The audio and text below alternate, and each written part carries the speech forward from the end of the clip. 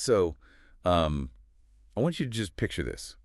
Imagine walking into, like, one of the most prestigious, heavily guarded banks in London. Right. And the year is 1971. The air in these boardrooms is just thick with centuries of established wealth, tradition, and, incredibly strict formulas regarding who actually gets capital and why. Oh, absolutely. Very muttoned up. Yeah. And you are there to ask these bankers to lend you a fortune. We're talking roughly $43 million, which, I mean, in today's money is just a staggering sum. It's massive. Right. And you tell them you need this capital to build one of the largest shipyards on the entire planet. Naturally, the bankers lean forward, they adjust their glasses, and they ask to see your credentials. As they should. Right. They want to see the blueprints of your existing shipyards. They want a portfolio of the needle fleet you've already constructed. Yeah. But here's the thing. You have zero experience in maritime engineering. None at all. You possess zero shipyards. You own zero ships. The punchline, all you have in your briefcase is a photograph of a completely empty sandy beach in Korea and like a single piece of paper currency from your pocket. It is honestly the ultimate locked room scenario of corporate pitches. It is objectively absurd on every single financial spreadsheet. Completely crazy. Yeah. And yet, the compelling aspect of this historical event isn't merely that this individual had the audacity to try it. I mean, people try crazy things all the time. True. The compelling part is the mechanics of how he actually made it work. Yes. And that brings us to the show. Welcome to the story Real Korea. I am so thrilled you are joining us today. It's going to be a wild one. It really is, because in a world where we frequently feel, boxed in by our resources or by our credentials or by the specific economic circumstances we were born into, this entire story serves as a masterclass in the sheer force of human will. Exactly. We are examining what it takes to rewrite the rules of reality, doing the impossible thing first, and then just engineering the how later. So our mission for this episode of The Story Real Korea is to unpack the meticulously documented yet almost mythical life of Chung Ju-yung. The founder of Hyundai. That's the one. Relying on historical archives, verified economic records, and engineering case studies, we're going to explore how a farm boy who outright refused to acknowledge theoretical limitations managed to build a global industrial empire out of literal wartime rubble. Right. And we have to start at the genesis to even begin to understand the psychology of a man who attempts to secure international financing with a photograph of dirt. Dirt and a dream. Yeah. So we are going back to 1915. Chung Ju-yung is born in Tongcheon, an area located in present-day North Korea. Yeah. And we need to clearly establish what rural farming life actually entailed at that time. Yeah, it's important context. Because we're not talking about a quaint, pastoral, relaxed existence. Far from it. When we look at the historical and economic context of rural Korea in 1915, this was an existence defined by, physical exhaustion and unrelenting scarcity. It was brutal. Extremely. The agricultural yield in these rocky, mountainous regions was incredibly low. Families worked the land by hand from before sunrise until well after dusk. There was no mechanization, right? Zero mechanization. Everything was manual labor. So for a young Chung who possessed this immense burning internal engine of ambition, looking at his future must have felt entirely suffocating. I can't even imagine. His expected trajectory was simply a lifetime bent over the exact same unforgiving soil his ancestors worked. He was trapped in a highly rigid class structure. So, as a teenager, he makes this monumental decision to escape to Seoul, to just find anything larger than that farm. Right. But here is the crucial variable. This is the piece of the origin story that dictates the psychology of his entire career. He didn't simply pack a rucksack and walk down the road. To fund his journey, he took a cow. He took the cow. Specifically, he took his father's cow, sold it at a local market, and utilized the proceeds for his train fare and initial survival in the city.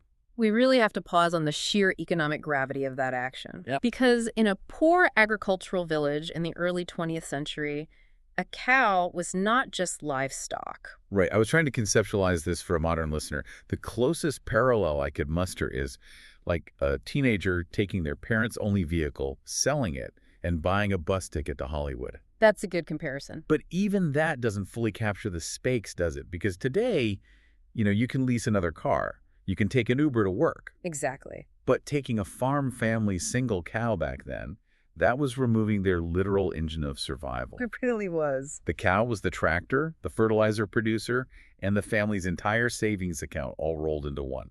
That is a very accurate economic translation. He didn't just borrow against his family's future. He effectively severed their primary means of generating income to fund his own ambition. Wow. And the psychological weight of that choice is the key to his future drive. He effectively burned his ships. Or his cow, in this case. Right. By taking that cow, he engineered a psychological reality where failure was no longer just a personal disappointment, it was morally unacceptable. He owed them. Deeply, he owed a debt to his family that could only be repaid by uncompromising success. So let's look at how he applies that intense pressure. He arrives in Seoul and immediately engages in the most grueling physical labor available. He had to survive. Yeah, he secures a job as a delivery boy at a rice store called Boking. And he approaches this entry-level retail job with the exact same logistical ferocity he would later apply to shipbuilding. He just went all in. He did. The historical accounts show he simply optimized the job better than anyone else. He woke up earlier, mapped out more efficient delivery routes, carried heavier loads. I read he even taught himself the accounting mechanics of the business on the side. Exactly. He eventually became the head bookkeeper, and by the late 1930s, when the owner of the rice store fell ill, the owner actually transferred the entire business to Chung. Just gave it to him. Pretty much. He went from a runaway farm boy to the proprietor of a vital business in the capital. That is incredible. So he achieves his initial goal. He owns a business. He's made it, right? Well, Yeah, but then, right around 1939, the first geopolitical catastrophe strikes. Korea is under Japanese colonial rule. The wartime government implements strict rice rationing, and they completely shut his business down. just like that. The state takes over the distribution of rice. Business number one is completely dead. And this moment is the crucible that forges his entire macroeconomic philosophy. How so? For most entrepreneurs, having a thriving business legislated out of existence by a colonial government would be a crushing defeat. You'd probably just give up. I know I would. But Chung's psychological response is highly analytical. He didn't internalize this as a personal failure. He viewed the event purely as data. Wait, he viewed the destruction of his livelihood as data. Precisely. His analysis was ruthless and logical. He thought, if a business could be wiped out overnight by government rationing and external forces totally beyond his control, then a standard retail shop was a structurally flawed enterprise.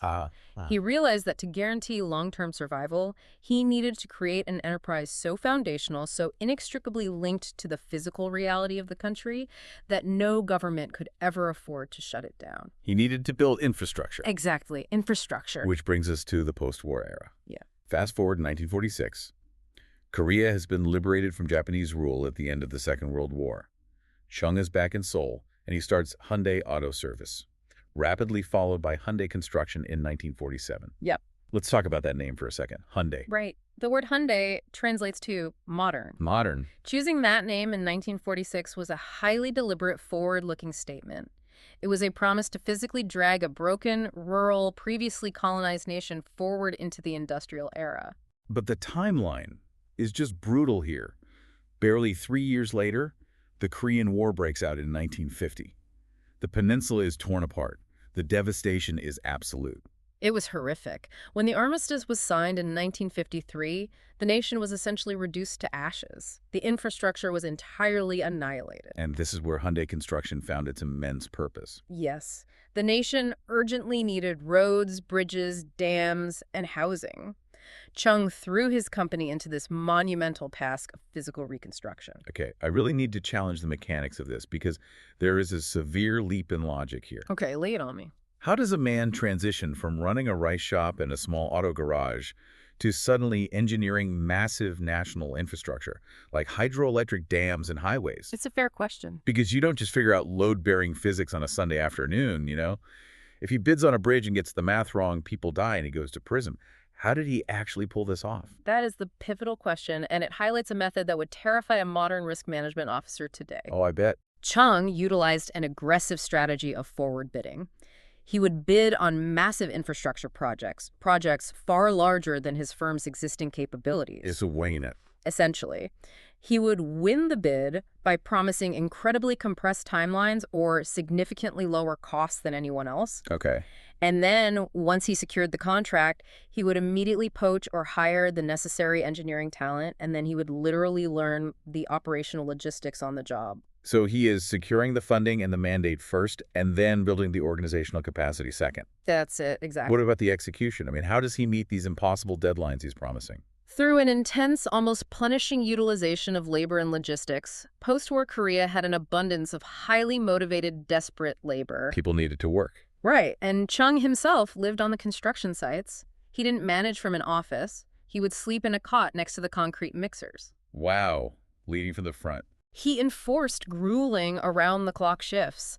If a piece of heavy machinery broke down, they wouldn't wait days for a part. His auto repair background meant they would literally machine a replacement part on-site overnight. Just nonstop problem solving. Exactly. This high-stakes environment taught him how to manage massive supply chains, how to motivate a workforce through sheer physical example, and how to operate at an industrial scale. It sounds like a highly leveraged, incredibly stressful way to build a company. Oh, it was. The financial leverage was extreme, and the human exertion was immense.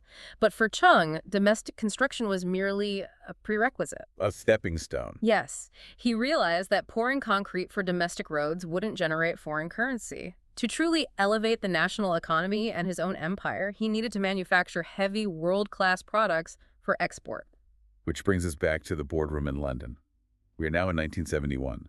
Chung decides that Korea must build massive ships, specifically supertankers. The largest moving objects humanity can construct. Exactly. Let's look at the baseline reality here for a second. In 1971, Korea has virtually no shipbuilding industry. They have no giant dry docks, and Chung has no capital to build one. From an economic standpoint, though, the rationale for supertankers was sound. The global demand for oil was surging, and international shipping companies desperately needed very large crude carriers, or VLCCs. Okay, so the market was there. The market was there. However, the implementation was seemingly impossible.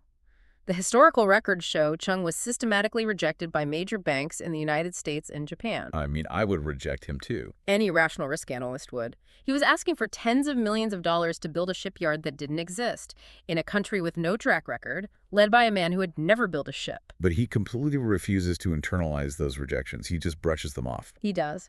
So he flies to London. He secures a meeting with A.P. Appledore.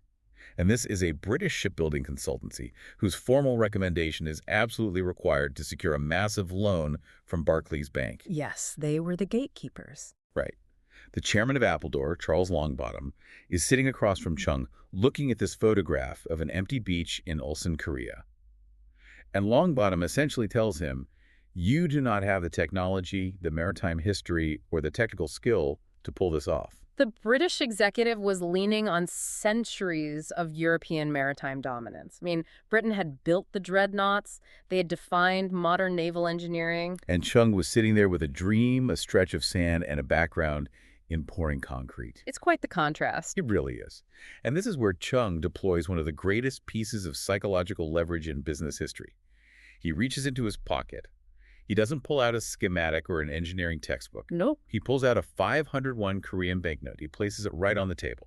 Printed on that specific banknote is an image of the Gubuk-sun. The legendary turtle ship. Exactly. The Gubuk-sun was a 16th century Korean ironclad warship, often called the turtle ship. For context, the Gubuk-sun is a legendary piece of military engineering. It was designed by Admiral Yi Sun-sin in the late 1500s. It's amazing. It featured a fully enclosed, spiked iron roof to repel boarders, and it housed multiple cannons. It was utilized to devastate invading naval fleets centuries before European powers began deploying ironclad vessels. So Chung points to this tiny drawing on this crinkled piece of currency.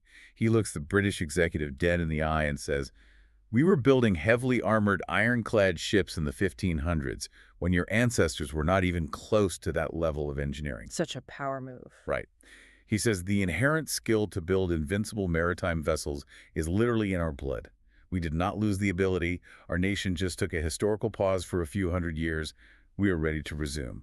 It is a breathtaking combination of historical pride, sheer bravado, and incredible salesmanship. Absolutely. He takes what the British perceive as a weakness, a lack of modern industrial history, and completely reframes it as a temporary interruption of a deeply ingrained national competence. And remarkably, it actually worked. It did.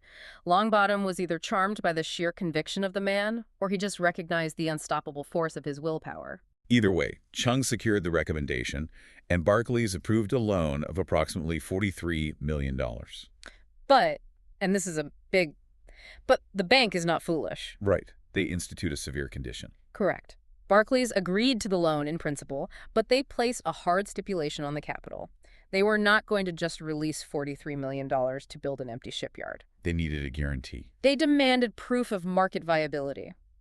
Before releasing the funds, Chung had to secure signed contracts from actual customers willing to purchase the unbuilt ships. I want you, the listener, to really visualize the logistical nightmare of this situation.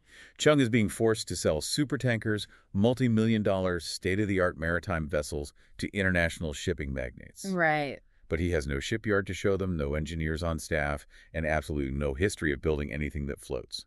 He is literally trying to sell the concept of air. This necessitates perhaps the most audacious sales pitch in industrial history. Armed with just the conditional promise of a loan, Chung immediately flies from London to Athens, Greece, to meet with George Livanos, a highly influential Greek shipping magnate. Which begs the question, why would a billionaire shipping magnate even take a meeting with a guy selling imaginary ships? Two things: price and delivery speed. Chung was offering to build these ships significantly cheaper and much faster than the established European or Japanese yards.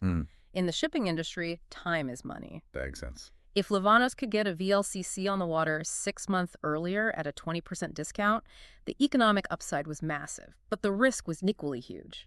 So Chung sits down with Livanos, and he somehow convinces this seasoned billionaire to order not one, but two 259,000-ton, very large crude carrier. Unbelievable. He secures the deposit. I was trying to find an analogy that explains the actual mechanics of what he did here. It's like a real estate developer walking up to a billionaire, showing them a patch of overgrown weeds, and selling them a custom 20-bedroom mega mansion. Then, the exact moment the billionaire hands over the deposit check, the developer runs across the street to legally buy the empty lot, and then immediately enrolls in night classes at an architecture school to figure out how to design a roof. It is entirely backwards. That analogy perfectly captures the concept economists refer to as the inversion. The inversion. Right. In traditional economic theory and standard business practice, infrastructure precedes revenue. You secure capital, you build the factory, you manufacture the product, and then you sell the product. The normal way. The normal way. Chung completely inverted this timeline. He realized that if you can generate enough psychological conviction in a buyer, you can sell the final product first and use that future revenue to fund the creation of the factory. Wow. He treated time and sequential logic as flexible assets rather than fixed constraints. Okay, but eventually the conceptual phase ends and physics takes over. Livanos signed the contract. The clock is ticking. Chung returns to Korea. And on March 23rd, 1972, he breaks ground on the beach in Ulsan. The famous beach. And what follows sounds physically impossible. Because he couldn't afford the time to build the shipyard first and then start laying the keel of the ships. He decides to build the two 259,000-ton supertankers and the massive shipyard simultaneously. Yes. And the sheer logistical orchestration required to achieve this is difficult to overstate. Explain the physics of this to me. How do you weld the hull of a ship if you haven't dug the dry dock yet? How do you move thousands of tons of steel if you haven't erected the gantry cranes? By utilizing what engineers might call synchronized chaos, fueled by brute force human labor. Synchronized chaos. Exactly. While earth movers and explosives were actively blasting rock and dredging the ocean floor to create the massive dry docks, workers were just a few hundred yards away, standing in the dirt, actively welding the colossal steel plates that would form the hull of the ships. Wait, welding in the dirt. How do they keep the steel aligned without the precision of a finished dock? They utilized temporary makeshift facilities. They built rudimentary slipways out of raw timber. Because the giant Goliath gantry cranes, the massive structures you see at modern ports, hadn't been fully assembled yet. So they used dozens of smaller imported winches combined with sheer human muscle and leverage to maneuver these massive steel blocks into place. That is wild. They were laying the foundation of the factory beneath the product while the product was being actively assembled. As soon as a crane was erected, it was instantly put into service, lifting ship components, even while the crane's own support structures were literally being painted. What about the workforce? Where did he find thousands of maritime welders in a country that didn't build ships? He couldn't. So what did he do? He hired farmers, former soldiers, and construction workers, and implemented an intense on-the-job training program. He imported a handful of experienced Scottish and European shipbuilders to act as foremen. Oh, that must have been quite the culture clash. Oh, absolutely. But they essentially taught the Korean workforce how to read blueprints and weld marine-grade steel in real time. Learning as they go. Exactly. The work environment was grueling, dangerous, and operated 24 hours a day, but the result was undeniable. They actually finished it. They did. Within roughly 2.5 years, a timeline that completely shocked the global maritime industry, he delivered the 2 completed supertankers to Livanos. It's hard to even fathom. And that empty stretch of sand in Ulsan rapidly evolved into the Hyundai Heavy Industries shipyard, which remains one of the largest and most productive shipbuilding facilities on planet Earth.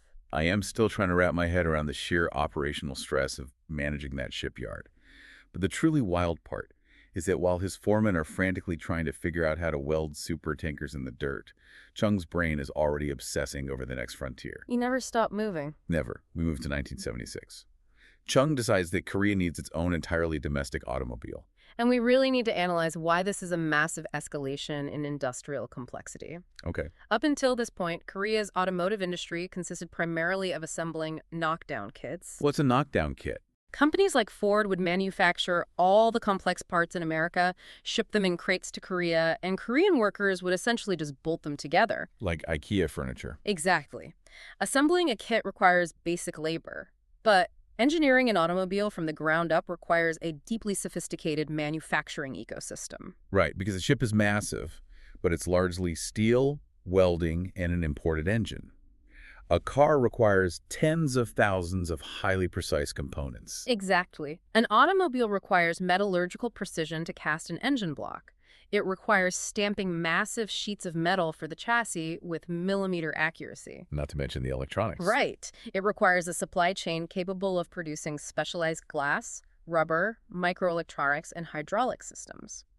Most global automotive analysts looked at Korea in the mid-1970s and concluded they completely lacked the foundational technology, the capital, and the domestic supply chain to pull this off. But Chung operates on that inversion principle we talked about. If you don't have the technology, you buy it, borrow it, or brute force it. He doesn't wait decades to organically develop the expertise. He accelerates the timeline. He goes straight to the source. Yeah, he goes to the UK and essentially poaches George Turnbull, who was a former top executive at British Leyland. Yes, Turnbull was instrumental. Chung gave him a mandate and the capital to hire a team of elite European automotive engineers. Just bought the brain trust. Pretty much. They sourced the powertrain and transmission technology from Mitsubishi in Japan. They hired the legendary Italian designer Giorgetto Giugiaro, the man who designed cars for Ferrari and Maserati, to style the vehicle. That's quite the dream team. It was. Chung was piecing together a global puzzle to rapidly synthesize a domestic product. And the result of this aggressive synthesis is the Hyundai Pony, launched in 1976, named after a small horse. It becomes South Korea's very first mass-produced domestic car. A huge milestone. What did this mean for the country economically? The socioeconomic impact of the Pony is really profound. Consider the timeline we've established today. This is a nation that, within a single generation, had transitioned from an agrarian society living in extreme poverty, survived the brutal extraction of colonial rule, and endured the apocalyptic infrastructure destruction of the Korean War. It's an incredible arc. And now, just over 20 years after the armistice, they had a homegrown, domestically engineered automobile rolling off their own assembly lines. It wasn't just a consumer product, it was tangible, metallic proof that Korea had arrived as a legitimate player in the modern industrialized world. And Chung doesn't just want to sell cars in Seoul. He applies the same philosophy of scale to the automotive sector that he applied to shipbuilding. Fast forward 10 years to 1986. Hyundai introduces the Excel to the United States market. Entering the fiercely competitive U.S. market was a massive risk. The American consumer was accustomed to Detroit muscle or established, highly reliable Japanese imports. How did he break it? I mean, he couldn't compete on prestige yet. He competed on aggressive pricing and sheer volume. making it cheap. Very cheap. He priced the Hyundai Excel significantly lower than the competition, often under $5,000. No. He banked on the fact that his massively scaled, highly efficient production facilities in Ulsan could churn out volume fast enough to absorb thin profit margins. Right. Make it up on volume. Exactly. While rapidly capturing market share from first-time buyers and college students, and it worked.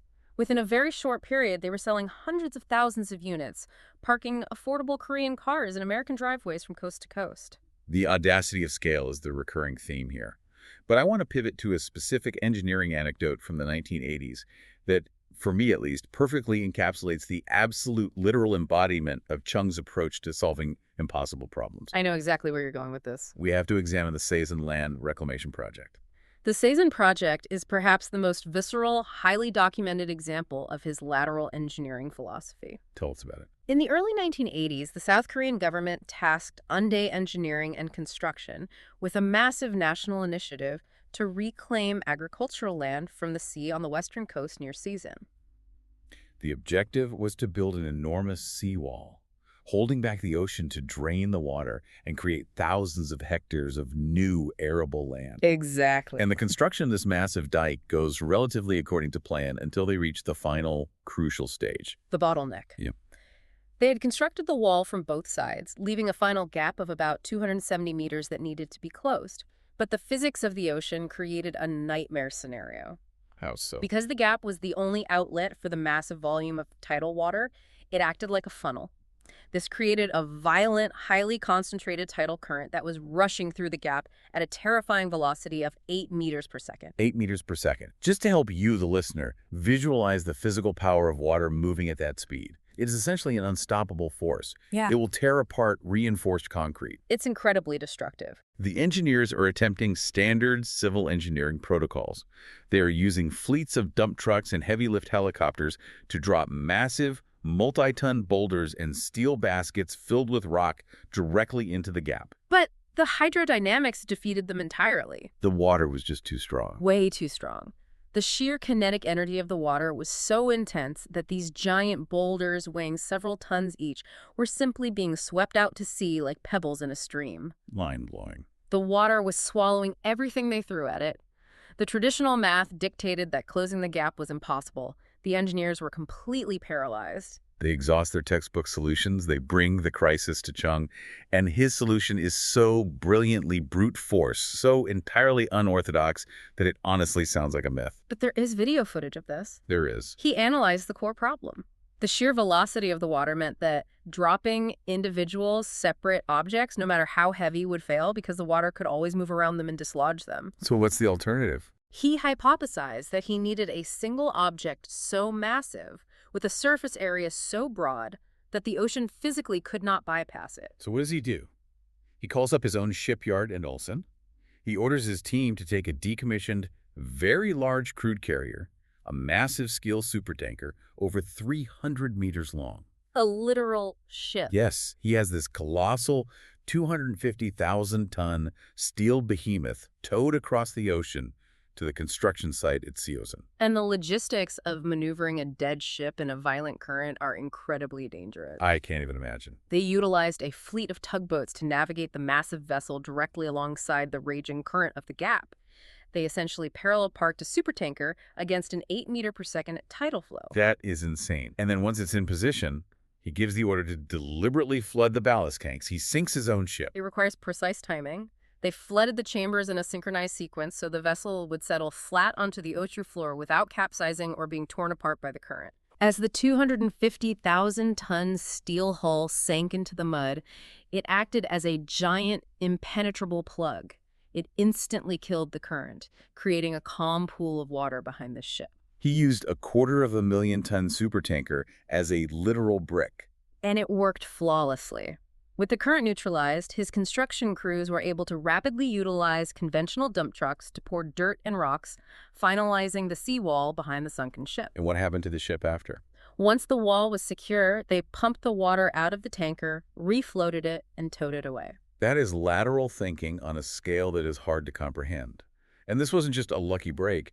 It actually changed engineering protocols, didn't it? Absolutely. What began as a desperate, improvised act of sheer force was heavily analyzed by the global civil engineering community. Well, I'm sure they studied it. The technique of utilizing a massive vessel to control high-velocity tidal flows is now officially studied in civil engineering textbooks. It is formally designated as the Chung Ju-yung Method. I want to highlight the poetic symmetry of this timeline. Think about it. In 1971, he starts out by arguing with British bankers to build supertankers against all financial odds. He leverages an image of the Gubuk Sun, a legendary warship, to secure the funding. Right. And then, a decade later, he literally weaponizes one of those very same supertankers to fight the ocean itself. He didn't just conquer the shipbuilding industry, he utilized the ships to conquer the geography of his own nation. The symmetry is profound. It underscores how his tools evolved from a stolen cow to a 250,000-ton ship. Yeah. But his underlying mechanism, the absolute refusal to accept a theoretical limitation from a banker, an engineer, or even the laws of hydrodynamics, remained entirely constant throughout his life. As we transition into the 1990s, we see that his ambition genuinely had no ceiling. Because he didn't just want to build the infrastructure of the nation. He believed he was uniquely qualified to run the nation itself. The ultimate CEO role. Exactly. In 1992, at the age of 77, he founds the Unification National Party and runs for president of South Korea. And his presidential run is highly indicative of his mindset during his twilight years. How do you mean? Well, from his perspective, he had engineered the roads, poured the dams, built the ships, and manufactured the cars. He felt he possessed the ultimate operational blueprint to manage the entire country as CEO of Korea Inc. That makes total sense for a guy like him. While he captured a significant portion of the vote, he did not win the presidency. However, his most lasting and profound legacy in his final years wasn't political. It was deeply personal and deeply geopolitical. Yes. For half a century, families had been severed by this political reality. And we must remember the origin point. Chung was born in Pyeongchang, which is now located in North Korea. Right. Despite his billions of dollars in capital, despite his vast global empire, he had never truly been able to return home. The rigid political realities of the Cold War made it impossible. Until he decides to make it possible. And he executes this in the most highly orchestrated, deeply symbolic manner imaginable. He doesn't do things quietly. No, he doesn't just request a quiet diplomatic visa. He utilizes his massive logistics network to assemble a convoy, 50 flatbed trucks. And loaded onto these trucks are exactly 500 live cows. The logistics of this operation were highly complex. How did I imagine? He had to negotiate quarantine protocols, source massive amounts of feed, coordinate veterinary checks for 500 cattle. That's a lot of cows. And most importantly, he had to negotiate back-channel political agreements with the leadership in Pyongyang. He orchestrated this massive endeavor and physically accompanied the convoy, driving directly to Panmunjom, the heavily armed truce village on the DMZ. He became the first South Korean civilian allowed to cross the border in this manner in decades. He physically drove 500 cows into North Korea. We really have to unpack the profound economic and emotional symbolism of this act, because it circles all the way back to the very first chapter of his life in 1915. Indeed. It is one of the most stunning acts of personal restitution in modern history. Yeah. Remember the desperate teenager who took his father's single cow to fund his escape to the city? That single cow was the seed capital for his entire existence. It started everything. It bought his train ticket. It funded his entry into the modern economy. In 1998, he was explicitly stating that these 500 cows were his repayment. He was paying back the debt to his family and his homeland with immense interest. One cow taken out of absolute desperation. 500 cows returned as an act of gratitude to the soil that raised him. It is an incredibly powerful narrative arc. But the impact extended far beyond a personal debt. The geopolitical ripple effect of this highly publicized event was staggering. How so? This piece of brilliant visual theater actually cracked open a sealed diplomatic door. The image of those trucks, bearing gifts of livestock, crossing the most heavily armed, tense border on the planet, significantly softened the rhetorical hostility on both sides. It gave people hope. Exactly.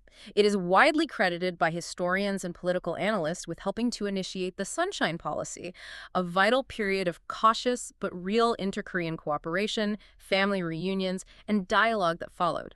He utilized his personal origin story to force a geopolitical thaw. He argued with the heavily mined border between two nations, and for a brief shining moment, he won. He did. It is a staggering life to review, and it all boils down to a single legendary four-word phrase that is still deeply associated with Chung Ju-yung in corporate culture today. The phrase is, "Have you even tried it?" In Korean, the phrase is "the howa hobaseo." Whenever a structural engineer, a financial risk analyst, or a politician told him that a project was technically, financially, or politically impossible, he would simply look at them and demand, "Have you even tried it?" Such a powerful mindset. It encapsulates his entire epistemology. He believed that theoretical limitations, economic forecasts, and historical precedents were largely illusions. The only true test of reality was direct, physical action and execution. A rice shop destroyed by rationing. A massive shipyard funded by a 501 banknote featuring the Gubuk Sun. Supertankers sold to billionaires before the dry dock even existed. An incredible list. A domestic automotive supply chain conjured from scratch. A 250,000-ton supertanker deliberately sunk to beat an 8-meter-per-second tide. And 500 cows driven across a closed, heavily militarized border. Every single one of those milestones was preceded by an expert telling him it absolutely could not be done. And his legacy, following his death on March 21st, 2001, at the age of 85, is the physical, industrial reality of the modern Korean economy. He left behind a global conglomerate that fundamentally altered the economic trajectory of a nation. He dragged a war-torn country into the heavy industrial age through a sheer, stubborn refusal to accept the boundaries of the possible. That's the perfect way to summarize it. I want to thank you so much for joining us on this incredible journey today on the story Real Korea. It has been a fascinating exploration into the life of a man who literally engineered and reshaped his world. It is a narrative that forces us to critically re-examine our own assumptions about what constraints in our lives are empirically real and what constraints are merely the result of a lack of operational audacity. And that is the exact thought I want to leave you with today. I want you to examine your own career, your own ambitions. Think about your own empty beach moments. We all have them. We all face them. Critical junctures where the goal seems mathematically or practically impossible, and you feel like you have absolutely zero leverage in your hands to prove you can achieve it. Right. If you had to walk into a room today with nothing but a photo of an empty field, what is the turtle ship piece of your own history, your own latent skill that you could leverage to convince the world to trust you? Think about the impossible barriers you are facing right now. Have you even tried it?